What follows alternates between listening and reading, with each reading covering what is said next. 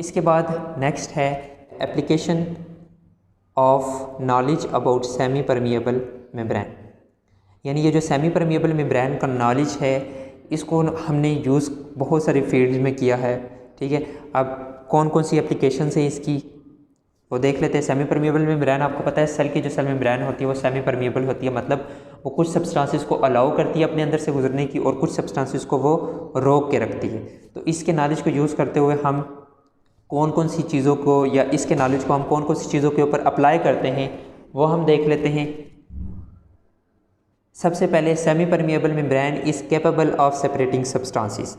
हमें पता है जो सेमी परमिएबल मेम्ब्रेन होती है उसके अंदर ये एबिलिटी होती है कि वो सब्सटेंसेस को सेपरेट कर सकती है। जैसे सेल मेम्ब्रेन होती है वो कुछ सब्सटेंसेस को अलाउ करती है, कुछ सब्सटेंसेस को रोक के रखती है। जो इजीली उससे पास हो सकती हैं वो तो हो सकती हैं, जो नहीं हो सकती उन्हें वो रोक के रखती है, बड़ी सब्सटेंसेस बहुत सारी। इसके अलावा भी कुछ सब्सटेंसेस को वो सेल मेम्ब्रेन रोक के रखती है। अच्छा, आर्टिफिशियली सिंथेसाइज्ड मेम्ब्रेन, इसी नॉलेज को यूज़ करते हुए हमने कुछ आर्टिफिशियली सेमी परमिएबल मेम्ब्रेन बनाई हैं और उनको हम यूज़ करते हैं डिफरेंट प्रोसेसेस के अंदर। जैसे वायरसेस और बैक्टीरिया को सेपरेट करने के लिए हम उसे यूज़ करते हैं। और इस मैकेनिज़्म के अंदर नॉर्मली क्या होता है कि जो बैक्टीरिया होते हैं वो सेमी परमिएबल मेम्ब्रेन को क्रॉस नहीं कर सकते और वायरसेस क्रॉस कर जाते हैं, तो इस तरह से वायरस और बैक्टीरिया क्या हो जाते हैं, सेपरेट हो जाते हैं।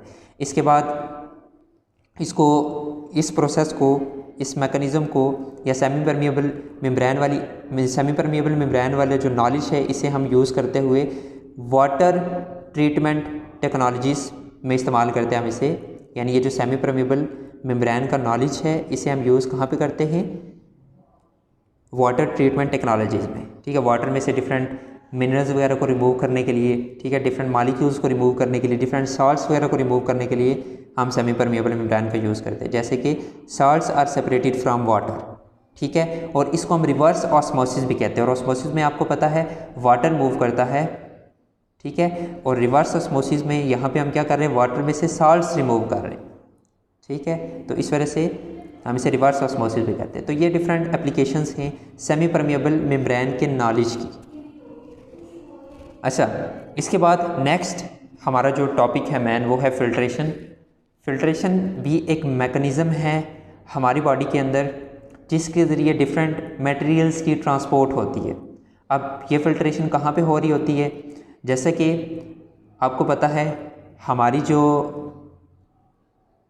कैपिलरीज होती हैं उन ब्लड कैपिलरीज से जो सब्सटेंसेस, आपको पता है कोई भी चीज़ जब हमारी बॉडी सेल्स की तरफ जाती है वो ब्लड वेसल्स के ज़रिए जाती है, और जो ब्लड कैपिलरीज होती हैं उनके ज़रिए एक्चुअल में एक्सचेंजमेंट होती है। अगर कोई चीज़ बॉडी सेल से ब्लड में आनी है वो भी इन ब्लड कैपिलरीज के ज़रिए आती है, और अगर कोई चीज़ ब्लड में से बॉडी सेल्स के अंदर जानी है तो वो भी इन ब्लड कैपिलरीज के ज़रिए ही जाती है। ठीक है, तो बेसिकली जो ब्लड का प्रेशर होता है, बहुत सारी सब्सटेंसेस ब्लड के प्रेशर की वजह से ब्लड कैपिलरीज को इजीली क्रॉस करके आउटर इन्वायरमेंट में चली जाती हैं या सेल्स के सराउंडिंग जो स्पेस होती है वहाँ पे चली जाती हैं। तो ये जो प्रेशर होता है ब्लड का प्रेशर, ठीक है, या फ्लूइड का प्रेशर, बहुत सारी small substances in blood vessels के दरमियान जो पोर्स होते हैं, ये ब्लड वेसल्स इनकी मेम्ब्रेन बहुत पतली सी होती है, ठीक है, इनके दरमियान कुछ पोर्स जो होते हैं ब्लड के प्रेशर की वजह से बहुत सारे मॉलिक्यूल्स उन पोर्स को क्रॉस करते हुए आउटर एनवायरनमेंट में चले जाते हैं। तो इस तरह से भी ट्रांसपोर्ट होती है डिफरेंट मटेरियल्स की। Filtration is the process by which small molecules are forced to move across semi permeable membrane with the aid of hydrostatic pressure और ब्लड प्रेशर। जैसे ब्लड प्रेशर की मैंने एग्जांपल दी, हाइड्रोस्टेटिक प्रेशर बेसिकली लिक्विड के pressure के लिए हम use करते हैं, किसी भी फ्लूइड के प्रेशर के लिए हम यूज़ करते हैं। ये जो ब्लड का प्रेशर है इसके लिए भी हम हाइड्रोस्टेटिक प्रेशर का वर्ड यूज़ कर सकते हैं। किसी भी फ्लूइड के प्रेशर के लिए हम हाइड्रोस्टेटिक प्रेशर का वर्ड यूज़ करते हैं। तो जैसे कि हमने ब्लड की एग्जांपल ली कि ब्लड कैपिलरीज के अंदर ब्लड के प्रेशर की वजह से बहुत सारी सब्सटेंसेस ब्लड को लीव करके आउटर इन्वायरमेंट में या सराउंडिंग इन्वायरमेंट में जाती हैं। इसके बाद यहाँ पे एग्जांपल लिखी हुई है, for example in the body of animals की बॉडी के अंदर blood pressure forces water and molecules move to the semi permeable membrane of capillary walls.